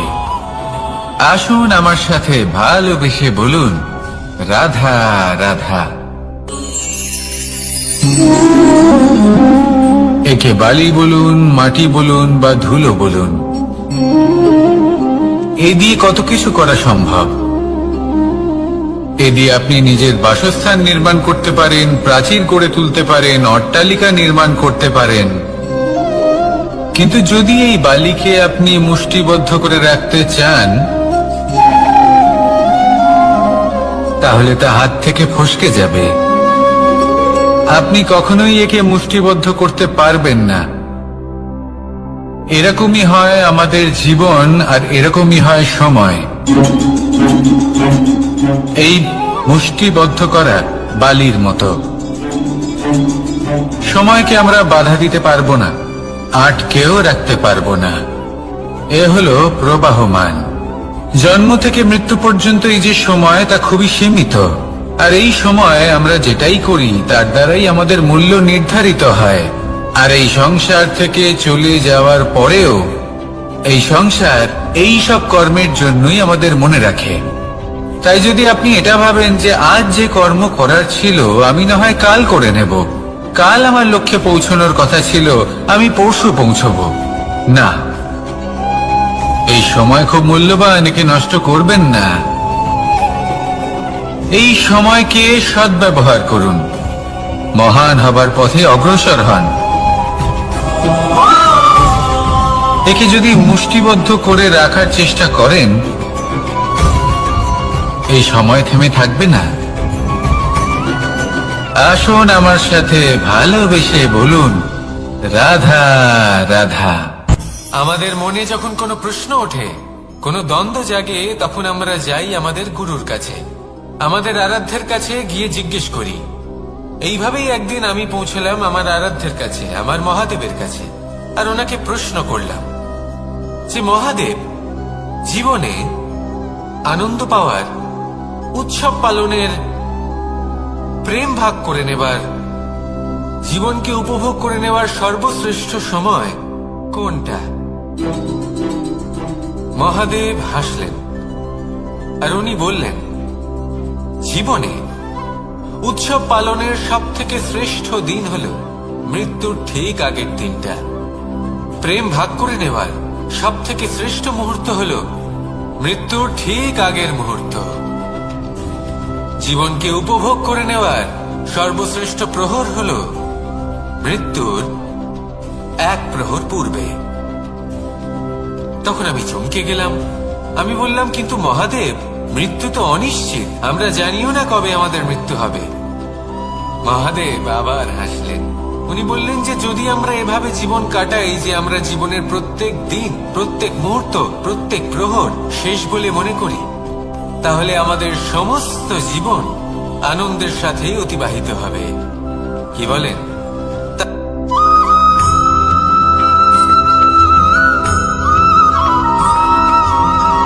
এই সংসারে কোনো বস্তু হোক বা ব্যক্তি হোক, তার একার গুরুত্ব কিন্তু খুব বেশি নয়। একটা উদাহরণ হিসেবে বৃষ্টির ফোঁটাকে ভেবে দেখুন।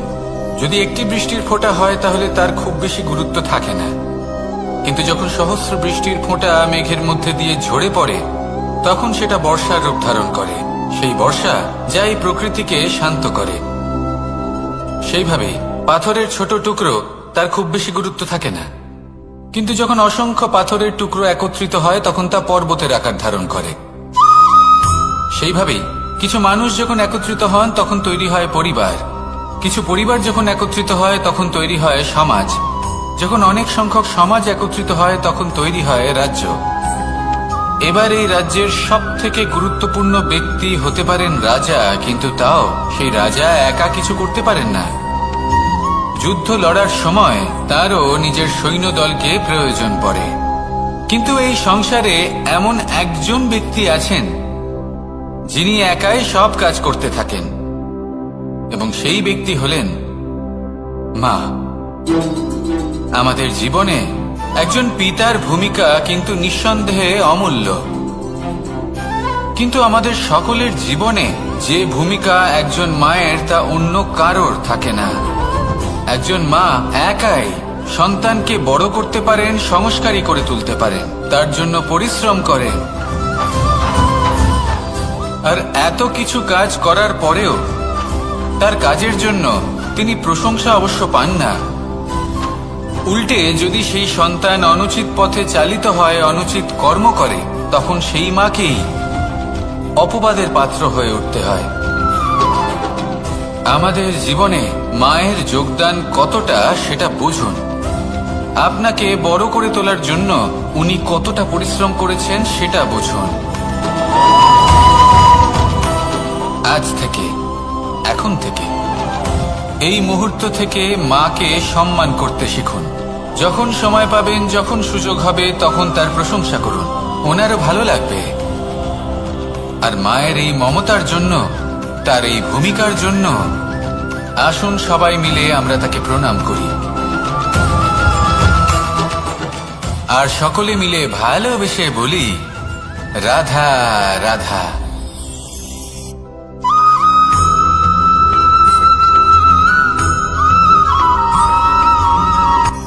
এই সংসারে সাফল্য লাভ করার জন্য জ্ঞানের প্রয়োজন হয়, পরিশ্রমের প্রয়োজন হয়, দৃঢ় নিষ্ঠার প্রয়োজন হয়, নিরন্তর চেষ্টা করা প্রয়োজনীয়। কিন্তু আরো কিছু আছে যা অত্যন্ত প্রয়োজনীয় এবং গুরুত্বপূর্ণ। তা হলো ভালো বন্ধু।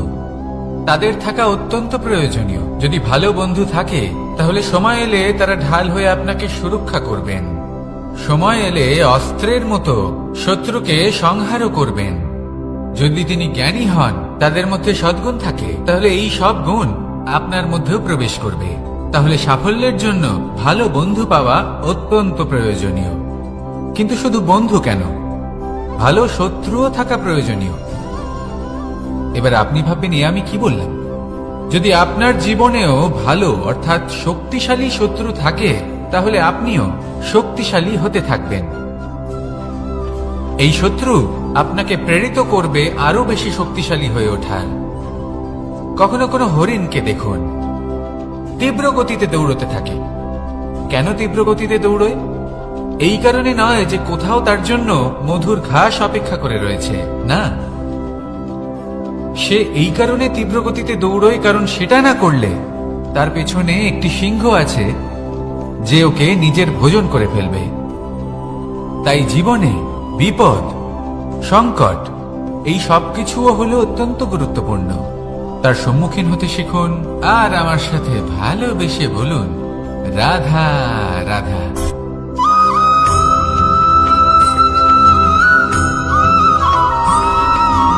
কথায় আছে, প্রত্যেক পুত্র তার পিতার প্রতিচ্ছবি হয়, আর সমস্ত প্রতিচ্ছবি চায় যেন সে তার অস্তিত্ব প্রাপ্ত করতে পারে। পুত্র চায় সে যেন তার পিতার মতো হয়, বা কখনো কখনো তার থেকেও শ্রেষ্ঠ হয়। সেটা কোনো অনুচিত ব্যাপার নয়।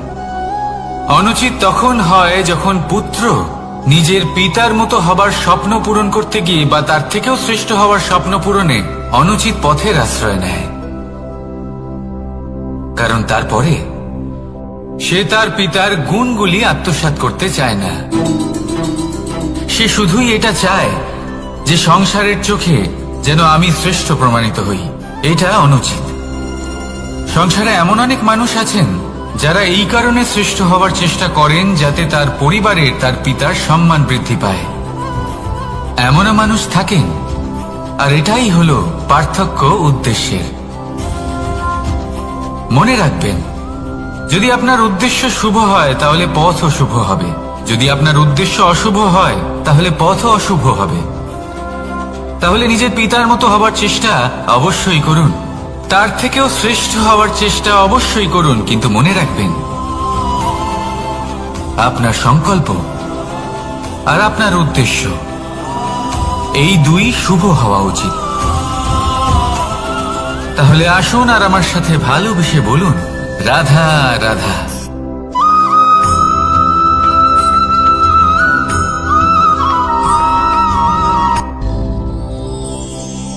শিশিরের বিন্দু পাতার ওপর পড়ে আর তার গায়ে লেগে থাকে।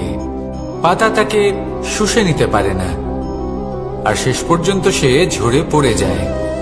অন্যদিকে রয়েছে মেঘ এবং চাতক। এদের মধ্যে অনেক দূরত্ব থাকে। মেঘ থাকে আকাশে আর চাতক থাকে ধরিত্রীতে। কিন্তু যখন এই মেঘ থেকে বৃষ্টি ঝরে পড়ে, এই চাতক কিন্তু সেই জলই পান করে, নয়তো সে তৃষ্ণার্ত থেকে যায়। এবার অন্যদিকে দেখলাম শিশির বিন্দু আর পাতার এই সম্পর্ক।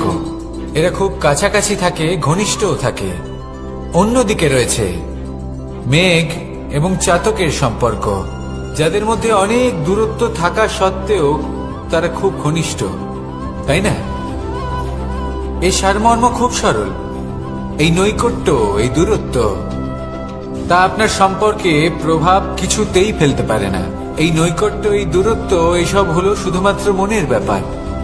কখনো আপনি অনুভব করেছেন আপনি কারোর থেকে অনেক অনেক দূরে আছেন, অনেক দূরে আছেন, তাও সেই ব্যক্তির প্রতি আপনি টান অনুভব করেন। সেখানে আপনি কারোর সাথে প্রত্যেক দিন অতিবাহিত করেন, সমস্ত জীবন অতিবাহিত করেন, সব থেকে বেশি সময় তার সাথে অতিবাহিত করেন, তাও তার প্রতি সেই টান অনুভব করেন না। এই সংকেত হলো মনের দূরত্বের। তাহলে মনের এই দূরত্ব দূর করুন আর আমার সাথে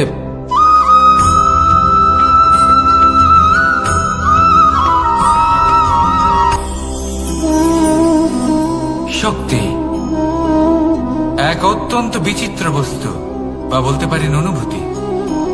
পিতা সবসময় চান যেন তিনি তার শক্তি পুত্রকে। আসুন আপনাকে সহজে বোঝাই। যদি আপনি সুপাত্র হন আর আপনাকে শক্তি দেওয়া হয়, তাহলে আপনি সেই শক্তির গুরুত্ব বুঝবেন, কোথায় সেই শক্তি প্রয়োগ করা উচিত সেটা বুঝবেন। আর এটা যেহেতু অর্জন করা শক্তি হবে, সেই শক্তির অপব্যবহার হবে না। কিন্তু যদি এই আপনি কুপাত্র হন আর যদি আপনাকে এই শক্তি দেওয়া হয়, তাহলে কি হবে? দেখতে গেলে এই শক্তি আপনি দান হিসেবে পেয়েছেন, তাই না আপনি এই শক্তির গুরুত্ব বুঝবেন আর না এর প্রয়োগ আপনি জানবেন। তার অপব্যবহার হওয়া সুনিশ্চিত। তাই যদি আপনি কোনো শক্তি অর্জন করতে চান, তাহলে আগে তার যোগ্য হয়ে উঠুন। পুত্র নয়, পাত্র হয়ে উঠুন। আর আমার সাথে ভালোবেসে বলুন, রাধা রাধা।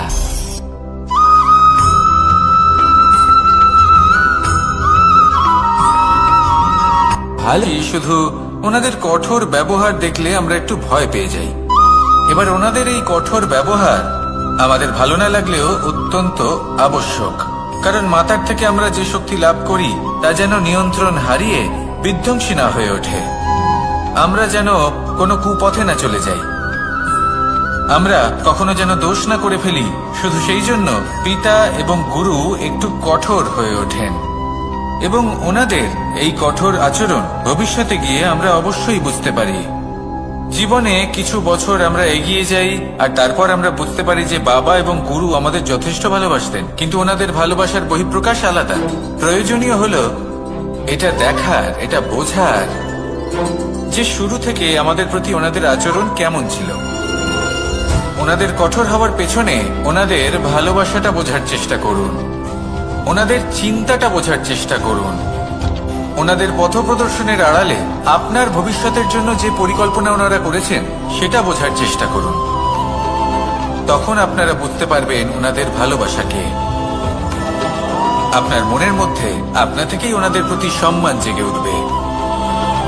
নিজের পিতা এবং নিজের গুরু এই দুজনের প্রতি কৃতজ্ঞতা প্রকাশ করুন আর আমার সাথে ভালোবেসে বলুন, রাধা রাধা।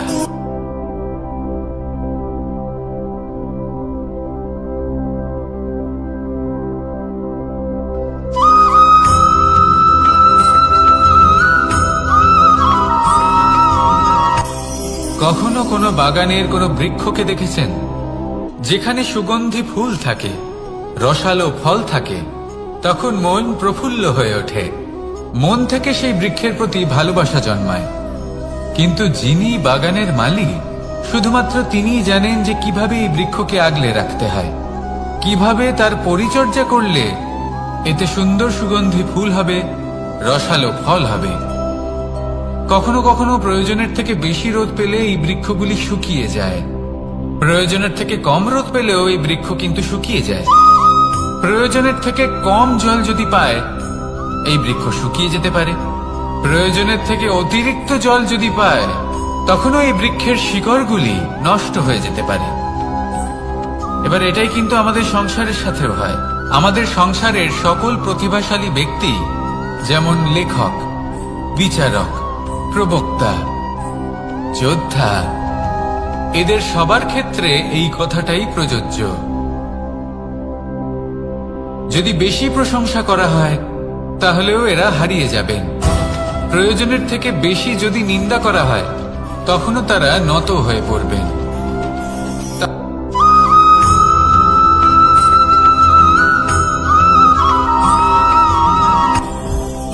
জীবনে কিছু শেখা অত্যন্ত গুরুত্বপূর্ণ। এবার কি কি শিখতে হবে সেই সব শেখানোর জন্য অনেক শিক্ষক রয়েছেন, কিন্তু কি শিখবেন না আর কি করবেন না এটা আমাদের নিজের অভিজ্ঞতা দিয়ে শিখতে হয়। কিন্তু তার মানে এটা নয় যে যদি আপনাকে শিখতে হয় যে আগুনের তাপ কতটা, আপনাকে আগুনের মধ্যে হাত দিতে হবে। না, অন্য কারোর অভিজ্ঞতা দ্বারাও শিখতে পারেন। প্রশ্ন শুধুমাত্র একটাই যে আপনি কি শিখতে চান নাকি চান না। যদি আপনি এটাই ভাবেন যে আমি শুধুই নিজের অভিজ্ঞতা দ্বারাই শিখতে চাই, তাহলে জীবনকাল ছোট মনে হবে, অনেক কিছুই শিখতে পারবেন না। তাই নিজের সাথে সাথে বড়দের অভিজ্ঞতা দ্বারাও শেখা শুরু করে দিন, এই সংসারের অভিজ্ঞতা দ্বারা শিখতে শুরু করে দিন। আর এটা নিশ্চিত রূপে শেখা আবশ্যক যে কখন কি করবেন না, কোথায় থামতে হবে আর কোথায় থামবেন না। তাহলে আসুন আর আমার সাথে ভালোবেসে বলুন, রাধা রাধা।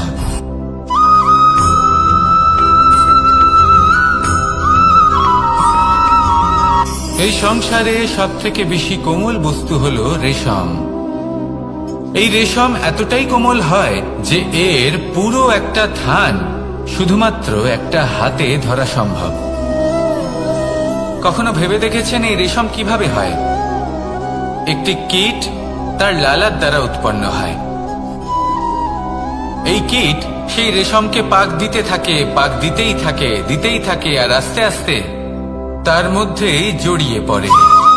শেষে ওর এই সুন্দর অমূল্য সৃষ্টি রেশমের এই সুতো তার নির্মাণ কার্য পূর্ণ হয়, কিন্তু তাতেই ও নিজে বন্দী হয়ে যায়। নিজেরই মায়াজালের এই বন্দী গৃহে নিজেই ফেঁসে যায়। এবার এই সুতোকে ব্যবহারযোগ্য করে তোলার জন্য এই কীটগুলিকে এই কবচের সাথেই ফুটন্ত জলে ফেলে দেওয়া হয়। এই সংসারে যদি আমাদের স্বপ্ন এই সংসারের দুঃখ হরণ করার জন্য, এই সংসারে সুখ বিতরণ করার জন্য হয়, তবেই আমাদের প্রগতি সম্ভব। যদি আমাদের এই স্বপ্ন শুধুই আমাদের এবং আমাদের স্বার্থ সিদ্ধির জন্য হয়, তাহলে এই স্বপ্ন আমাদের অন্ধ করে দেবে, আমাদের অন্ধকারের পথে নিয়ে যাবে, আর আমরাও সেই কীটের মতো হয়ে যাব। নিজেদেরই মায়াজালে আমরা নিজেই ফেঁসে যাব, আর শেষে আমরা যদি কিছু লাভ করি তা হবে একাকিত্ব, অন্ধকারময় মৃত্যু। তাই স্বপ্ন অবশ্যই দেখুন, কিন্তু এমন ভাবে স্বপ্ন দেখবেন না যে তার এই বন্দিগৃহে আপনি নিজেই ফেঁসে গেলেন। স্বপ্ন দেখুন পরোপকারে।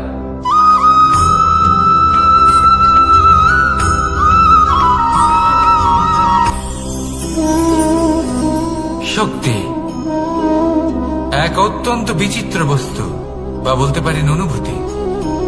পিতা সবসময় চান যেন তিনি তার শক্তি পুত্রকে। আসুন আপনাকে সহজে বোঝাই। যদি আপনি সুপাত্র হন আর আপনাকে শক্তি দেওয়া হয়, তাহলে আপনি সেই শক্তির গুরুত্ব বুঝবেন, কোথায় সেই শক্তি প্রয়োগ করা উচিত সেটা বুঝবেন। আর এটা যেহেতু অর্জন করা শক্তি হবে, সেই শক্তির অপব্যবহার হবে না। কিন্তু যদি এই আপনি কুপাত্র হন আর যদি আপনাকে এই শক্তি দেওয়া হয়, তাহলে কি হবে? দেখতে গেলে এই শক্তি আপনি দান হিসেবে পেয়েছেন, তাই না আপনি এই শক্তির গুরুত্ব বুঝবেন, আর না এর প্রয়োগ আপনি জানবেন। তার অপব্যবহার হওয়া সুনিশ্চিত। তাই যদি আপনি কোনো শক্তি অর্জন করতে চান, তাহলে আগে তার যোগ্য হয়ে উঠুন, পুত্র নয় পাত্র হয়ে উঠুন। আর আমার সাথে ভালোবেসে বলুন, রাধা রাধা।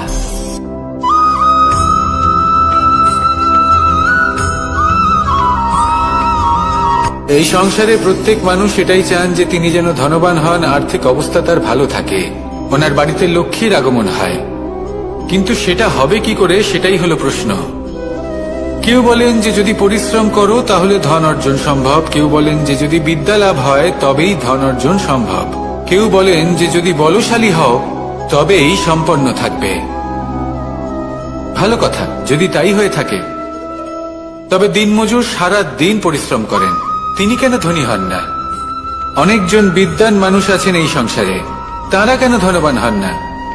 অনেক সংখ্যক বলশালী ব্যক্তি আছেন, তাদের কাছে ধন নেই কেন? তাদের কেন ধনের অভাব হয়?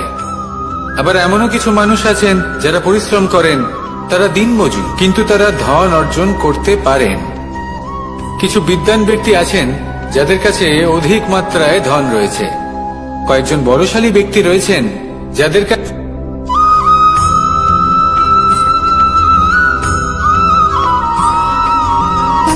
সুখ, দুঃখ এবং শক্তি, এই তিন হলো এই সংসারের ত্রিদেবের মতো।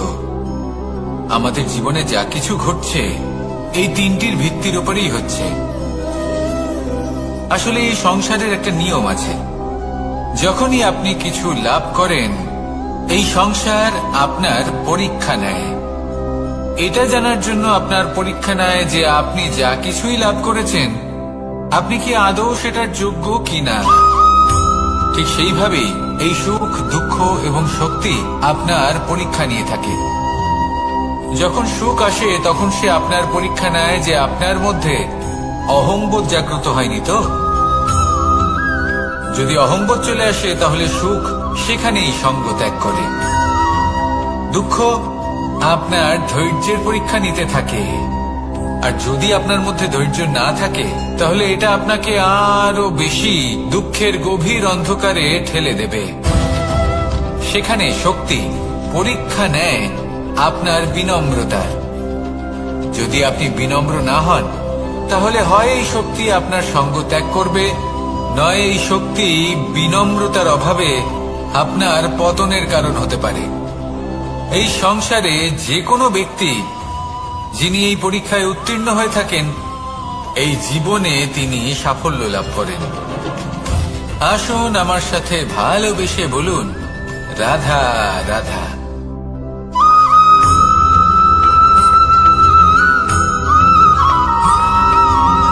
পঞ্চতত্ত্বের মধ্যে দ্বিতীয় তত্ত্ব হল ধরণী, ভূমি, যাকে আমরা ধরণী মাতা বলি। এই ধরণী ধৈর্য ধারণ করে, আর এর ওপরেই আমাদের সমগ্র সংসার নির্ভরশীল।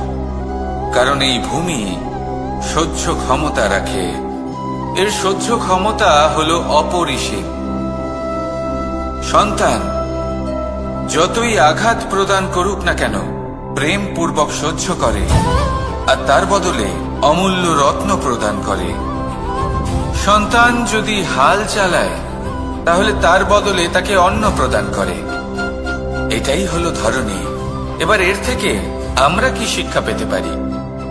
এটাই যে কারোর জন্য কিছু করা বা কাউকে কিছু দেওয়া মনে কোনো কামনা ছাড়াই। আর এই কথাটা বুঝে যান, যদি কারোর জন্য কামনা না রেখে বা কোনো পাওয়ার আশা না রেখে কারোর জন্য কিছু করেন বা কারোকে কিছু দেন, যদি এটা আপনি শিখতে পারেন, তবে আপনি ভালোবাসতে শিখে গেছেন। আর সেই জন্যই এই ধরিত্রীকে মাতা বলা হয়। কারণ মাতা শুধু উনি নন যিনি গর্ভে সন্তানকে ধারণ করেন, মাতা তো উনিও যিনি জীবন বাঁচতে শেখান, যিনি জীবন বাঁচার উদাহরণ প্রদান করেন।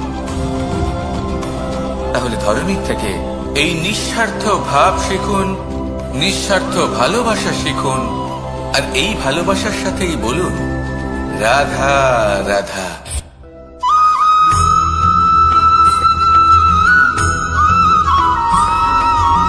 মানুষ জন্মগ্রহণ করে, তার সাথে ভয়েরও জন্ম হয়।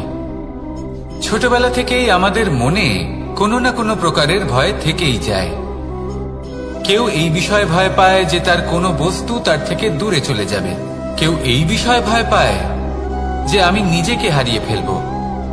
কেউ এই ভেবে ভয় পায় যে আমার প্রিয়জনেরা তারা যেন আমার থেকে দূরে না চলে যায়। কেউ এই ভেবে ভয় পায় যে আমরা যেন পথ না হারিয়ে ফেলি, আদি ইত্যাদি। কিন্তু সত্যি কথা বলতে, ভেবে দেখুন এই ভয় বাস্তবে কি? শুধুই একটা মনস্থিতি, আর কিছুই নয়। যা কিছু আপনি জীবনে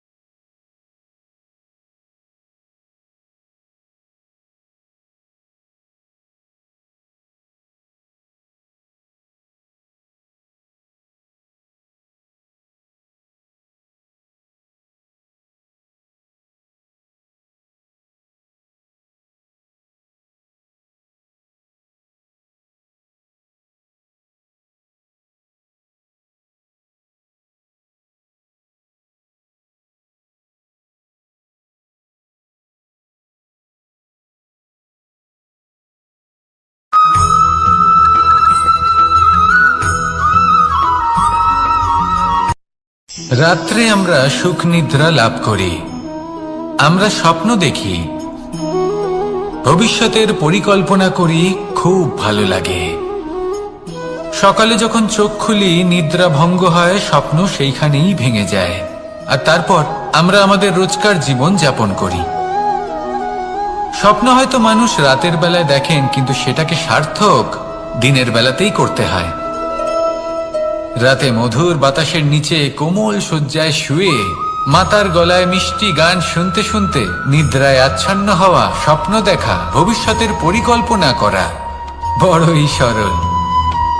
কিন্তু সকালবেলায় সময় মতো উঠে সূর্যের তাপ সহ্য করে, সেই উষ্ণতা সহ্য করে সর্বাঙ্গ ঘেমে গিয়ে নিজের পথ খুঁজে বের করা, সেই পথে অগ্রসর হওয়া, বাধা বিপত্তি এসবের সম্মুখীন হওয়া, আর তারপর লক্ষ্য লাভ করা, এগুলো কঠিন কাজ। এ হলো অত্যন্ত কঠিন কাজ। যদি আপনি চান যে স্বপ্ন আপনি দেখেছেন তা সত্যি হোক, তাহলে দিনের বেলায় আপনাকে বেরিয়ে কর্ম করতেই হবে, পরিশ্রম করতেই হবে। মনের এই চক্ষু দিয়ে স্বপ্ন দেখা সম্ভব, কিন্তু যদি আপনি বুঝতে পারেন যে এই স্বপ্নই হলো আপনার লক্ষ্য, তাহলে তাকে সার্থক করতে শুধুমাত্র পরিশ্রম দ্বারাই করতে হবে। তাহলে পরিশ্রম করুন আর আমার সাথে ভালোবেসে বলুন, রাধা রাধা। মানুষের জীবনে তিনটি গুণ অত্যন্ত প্রয়োজনীয়: শ্রদ্ধা, বিনম্রতা, যোগ্যতা। যদি জ্ঞান লাভ করতে চান তাহলে শ্রদ্ধার প্রয়োজন, যদি মান লাভ করতে চান তাহলে স্বভাবে বিনম্র হওয়া প্রয়োজন, আর যদি মনোবাঞ্ছিত স্থান লাভ করতে চান তাহলে যোগ্যতার প্রয়োজন। বিষয়টা সহজ। শ্রদ্ধা আপনাকে জ্ঞান দেবে, নম্রতা